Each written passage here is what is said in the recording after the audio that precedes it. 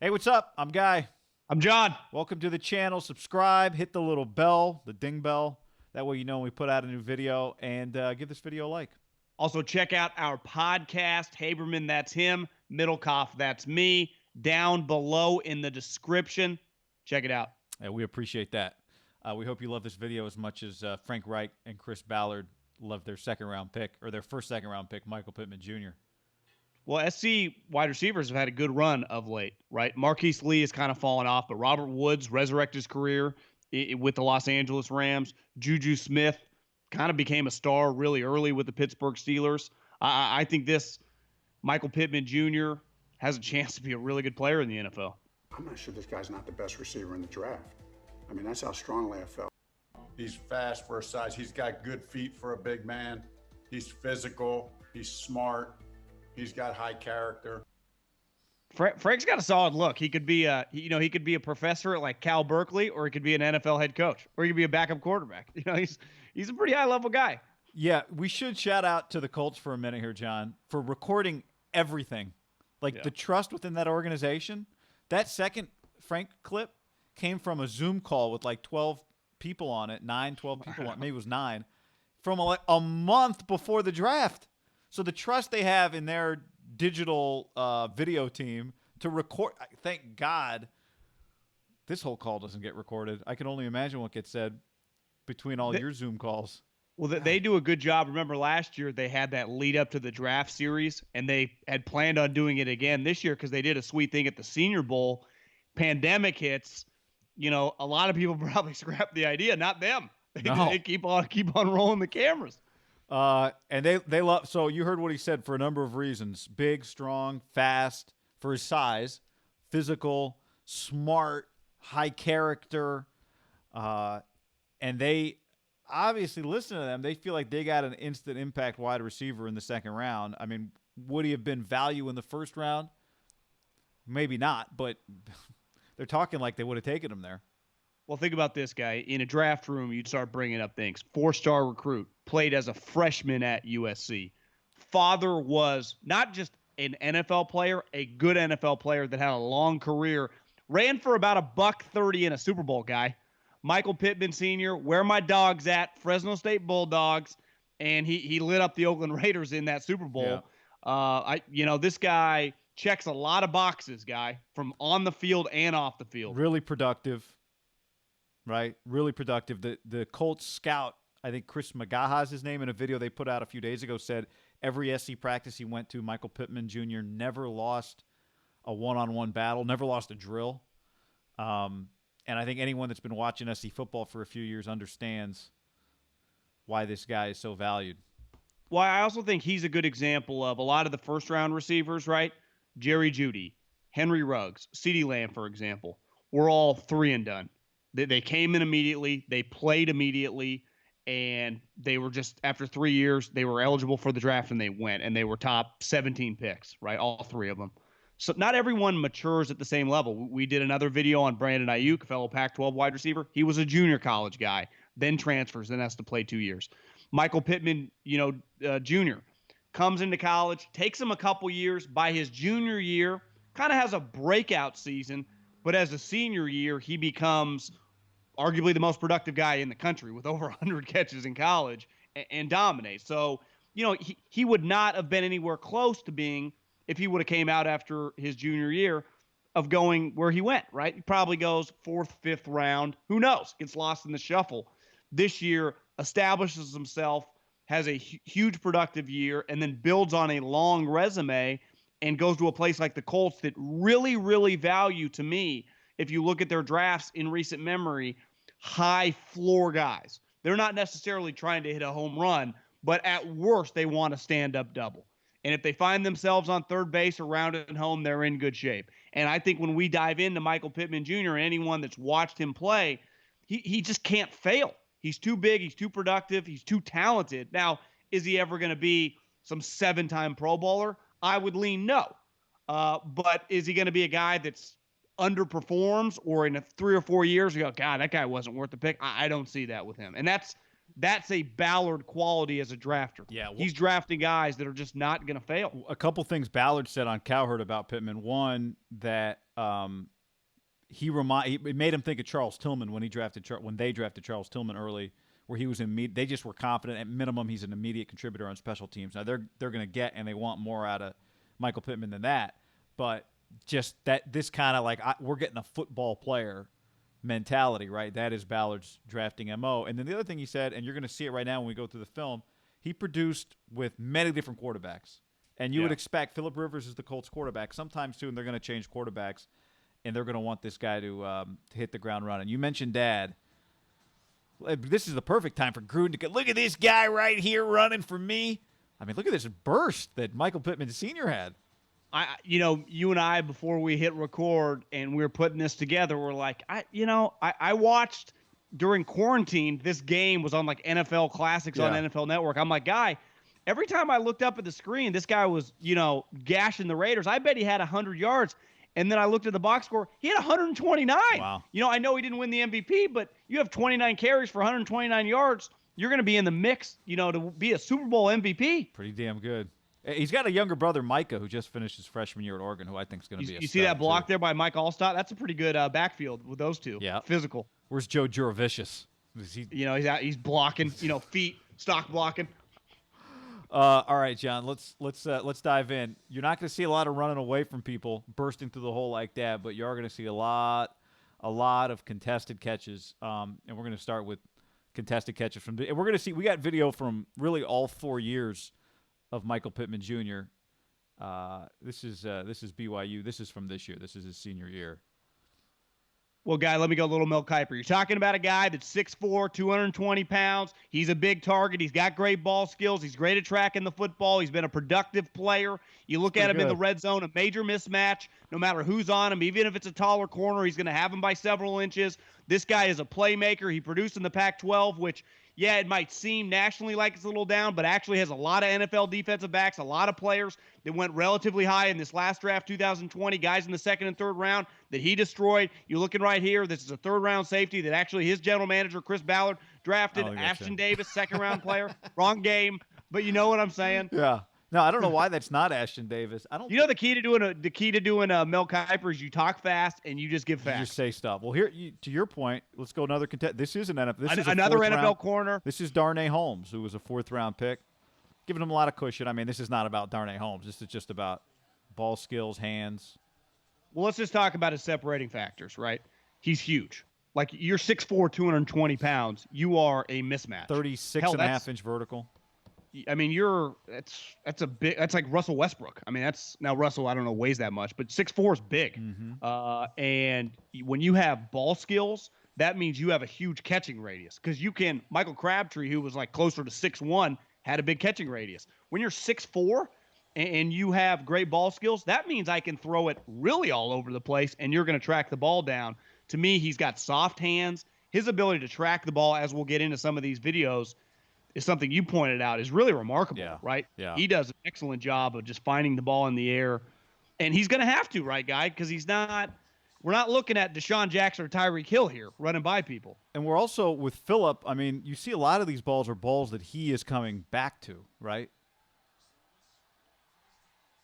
This one's on the line, but like the Notre Dame play from before, like he's coming back for this ball. This is JT Daniels. This is 2 years ago.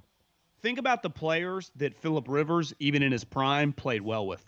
I know Frank Reich, who was with him in his prime, compared, to Vincent Jackson. Yeah. Now, I push back a little to Frank. And just one thing that Vincent had was he was a mid-4'4" guy. And he was, I think, like an inch taller. His speed was actually really good for a tall player. But, you have a big catching radius. I mean, is this Donovan McNabb? Oh, I'm sorry. So this is not actually him. This is the play before a big play, which we can get to. But I'm interrupting your point with this video. I just love this play. So this play is actually for Amon-Ra St. Brown, but this play's in here because it just illustrates what USC and Utah, what that game was. That was the play right before this play. So that game was just a bunch of – this is Matt Fink, the third-string quarterback when the year started. Remember, Keaton Slovis, the starting quarterback, got hurt in this game, and he's just throwing YOLO balls. Everybody. And you told me in 23, what's his name? He was just drafted by the Indianapolis Colts. The safety right there that misses is Julian Blackmon, who was a third-round pick of the Colts. So Michael Pittman's new teammate. So they're used to going up against each other. You were talking about catching radius, though. But this is also, when you do this against Utah, and they killed Utah in this game in terms of jump balls, this is a defensive unit and a secondary that, over the last 4 or 5 years has produced probably 7, 8 drafted players and probably 4 or 5 drafted in the top 120 picks. This is not just Cal Poly guy. I mean, this is a really good unit. I also, the thing with Michael Pittman is that he plays big because he, speed is going to be a question mark. And if he does struggle, definitely initially in the NFL, it'll be just finding his ability to get open on quicker corners, because most corners in the NFL just are explosive. You see when these guys, like when the corners run at the combine, you usually don't see many guys running 4.5 plus, right? The fast guys are all high 4.3s, low 4.4s, and the average guys are 4.47 to 4.51. I mean, it's a fast position. Like there is a bar for what you have to run at the position, because Michael Pittman Jr. is a slower wide receiver. He ran 4.52. It's all relative. We're like, God, he's slow. We're acting like he's 4.7. He's not that slow, but relative to DBs, every guy can run. Well, it seems to come up a lot when we do these videos, and maybe it's because just most guys aren't Henry Ruggs, right? Most guys aren't burners like that. When we talk about the difficulty of evaluating receivers, this is the same Utah game. Now we're looking at a lot of his catches are contested, but this is more about his hands and his tracking. But maybe not being a burner in college, because you don't face a lot of press coverage anyway. If you are forced to face a lot of contested situations, maybe that's a skill that helps you translate your skills to the NFL a little quicker. I mean, he is strong. Yeah, he's strong. I would say the tracking and the high pointing is one of his, as a receiver, one of his best characteristics, and something that's going to, I think, immediately translate to the NFL. When you think about the Colts, a couple years ago, Eric Ebron had a bounce back season. Well, he's gone now, and their best wide receiver is T.Y. Hilton, and they drafted Paris Campbell, the speed guy from Ohio State. They need size. They need a big guy, and I think we often think of that guy as a tight end, but when you have a Pittman Jr., a Julio, just a bigger wide receiver, Devontae Adams plays big, Gronkowski, Kittle, those guys are your go-to guy in the red zone, because you go a little like basketball. You know exactly what we're going to do, and we don't give a shit, because you can't. Most teams don't have a 6'3" Richard Sherman. What are you going to do, guy? Like, who are you on the 5-yard line? And it's 3rd and 5, and I'm going to run a slant, an out, a fade. Who's covering this guy? If a screen, I think even a screen.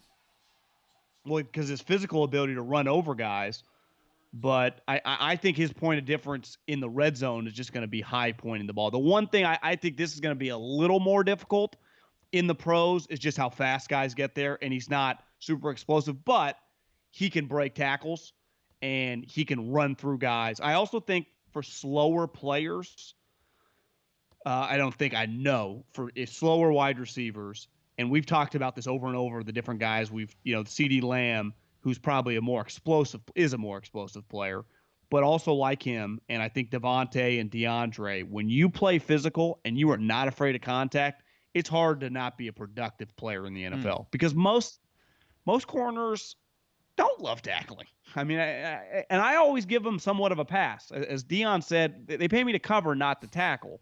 Now, you do have to tackle somewhat, but I can't depend on those guys to hit you like, Earl Thomas. Well, this is Marquise Blair, who the Seahawks took last year, I think in the second round. That had to hurt, guy. Darnold, help me out here, Sam. Wouldn't, though, if you were scouting him right here and you see this and he just gets blasted in the kidney, watch how fast he gets up. Yep. Hashtag pain tolerance. High. Not afraid. This is his sophomore year, over the middle, doesn't freak out. Nice natural hands. Yeah. Sam. Is that SC kicking Oregon's ass? Yeah. God, that looks weird just looking at that score, huh? This is he's blocking from the top here. If you want just a little, this is probably what Frank Reich was, Chris Ballard fired up about. Gotta go crack back. By the way, that block, like that guy scored. Okay, you see no his matter teammate. What. The other wide receiver is not even really paying attention because he knows Michael Pittman is just going to come kill that guy. Oh my God. John, we went really deep on the tape. We go special teams too. A few special teams plays because you heard Frank mention it. He made an immediate impact. He blocked 3 kicks in his career, one as a freshman. This is his first career game, actually, his freshman year. I don't know what Utah State's doing there on protection, but it's a great block. How quick he gets there. Jeez Louise. Then he forced a fumble that same year on special teams. It's a big hit. Rivalry game, guy. That's right. Get a replay. Look at him. Just fired up to be on the field, John. Just happy to be here. Let me contribute any way I can. I know we got Juju and Deontay Burnett. That's his freshman year. Yep. To me, that's saying something. That a guy like that has no problem playing on kickoff. That's not. It's one thing to block a punt, right? Because you're gonna not get touched that much. Kickoff, you can't avoid. It's contact. And then punt return. This is his sophomore year. Not a lot of this, but top of the screen. Don't get tricked. Top of the screen. Who's got Pittman? That play's sweet. It's one of the great special teams plays you can run. You don't see it that much, but John Baxter. I would say a defining word to describe Michael Pittman Jr. would be toughness, right? Yeah. Yes. I think when you hear Chris Ballard say he's just a football player, I mean that's all encompassing, right? That is, we can rely on this guy to be a pillar of our franchise. That doesn't necessarily mean the best player or the second best player, but it just means a reliable producer, somebody who's going to be in the lineup, somebody who you can ask to do anything. You can yell at him, you can coach him up, you can send him over the middle, you can put him in harm's way. Think about the last couple years, the guys they've acquired. DeForest Buckner this year, who, is the kind of a pro version of this, just consistent, durable, badass, tough, huge. Quentin Nelson, they took a guard 6th, and it's been a great pick. Right. Jonathan Taylor, I don't know, one of the most productive running backs in Wisconsin history. Phillip Rivers, there's a certain type player that even when they acquired Jacoby several years ago, like coming from New England, a Parcells was like his biggest backer. They're not the flashiest team, because I would imagine if you pulled most GMs, would they give up 13 for DeForest Buckner? They'd go, no, we'd want a Von Miller, a Khalil Mack, DeForest. But I bet Ballard, that's exactly who he wants. And there is an ethos to the way this team is not just built, but the way they want to play. Because if you look at the division, Houston and Tennessee. Well, to me, Tennessee really separated last year. They kind of got a blue-collar thing going and just physical downhill running. And Houston, I know everyone shits on Billy O, but when the dust settles, they're always a 9, 10, 11-win team, right? Yep. So you don't just get to 10, 11 wins by being soft. Just think about how those games it's actually an underrated division, right? Just think about what those games look like by and large. Even historically, in recent year, there was a run there where even the Jags were the leader of that group, right? In terms of Jacksonville. Yeah, it just felt like Thursday night football all the time, but like the best version of Thursday night football, if there was such a thing back in the day. It really is. The Jacksonville Jags probably gonna be terrible this year, but I think this division could be pretty good, right? Would it shock you if any one of these 3 teams won the division? Houston, Tennessee, or Indy? And why not? I mean, Indy won 10 games 2 years ago, right? I mean, I could see this being a 2-team playoff division, especially now with the 7th, the added playoff wild card. I think this guy's proven to know what he's doing, right? They got a good GM and they got a solid head coach. Yeah. Well, they've got a really good offensive head coach. I would say beyond just a head coach, like a really good quarterback coach, just a offensive head coach and a guy that knows what he wants. And when you say Uberflus, Uberflus is a DC. Yeah, I just mean as it relates to Pittman, though. Yeah. Right, and a guy that understands Phillip. Like Phillip yells at you. Phillip's competitive. I think one thing that the Colts said in one of their scouting reports was the one thing they loved about Pittman. Not only does he win on every play, or when he wins, he's not a guy that's running around pounding his chest. Like, I just think this is the epitome of a fit. And I think when it's all said and done, odds are you're going to be like, God, I wish we had a 5th-year option on Michael Pittman Jr. What does that mean? Well, does that mean he's a pro? We just need this guy around for 4 more years. I think most times, though, when you're drafted at the top of the 2nd round, you're usually going to a bad team. And this guy has a chance to immediately play in the playoffs as a rookie. Yeah. And that to me, that's not – look at the last year, Debo, drafted right at the top of the 1st round. Niners, boom, 13-3, number 1 seed. A lot of times you just end up on the New York Giants or the Jacksonville Jaguars or, just a team that the Arizona Cardinals. You're just like, yeah, we won 5 games. Yeah, you know what? Like that's interesting just because the Colts were at a spot where they didn't have a quarterback. It's clear they don't think Jacoby's really the future. And so they're kind of at a fork in the road, right? We won 10 games 2 years ago. We won 7 games this year. What do we – do we try to kind of tank? Do we do like maybe what Jacksonville's doing? And they said, no, we are a winning franchise. That's what we do, right? Jordan at the end of that Celtics series would have appreciated it the year that he scored like 60-plus in game 2, if you're watching the Jordan doc. Just, no, we are about winning here. Let's go get Phillip Rivers, and we'll worry about getting our next quarterback later. Maybe it's Jacob Eason, maybe it's not. But what we got to do right now is win. Wouldn't you say also to have Phillip in a position to succeed – he's had a lot of success with guys like this. Yeah. He's not playing with a bunch of 5'8" little receivers. He's, they haven't had T.Y. type guys as a number 1 wide receiver over his tenure in San Diego. Yeah. It's been Mike Williams, Keenan Allen, Vincent Jackson, Tell Antonio me about Gates. it. What would Mel Kiper say about all the guys that Phillips worked with? Yeah, he likes big, tall, productive wide receivers, guys with big catching radius so you can throw the ball down the field. Rivers doesn't have a great arm, but these guys, it doesn't matter that they can't really run. They get open, they find spaces in zone defenses, and they score touchdowns, guys. Why they've been a productive franchise for the last couple decades. There you go. Tell us what you think of the video in the comments. Give it a like. We appreciate that.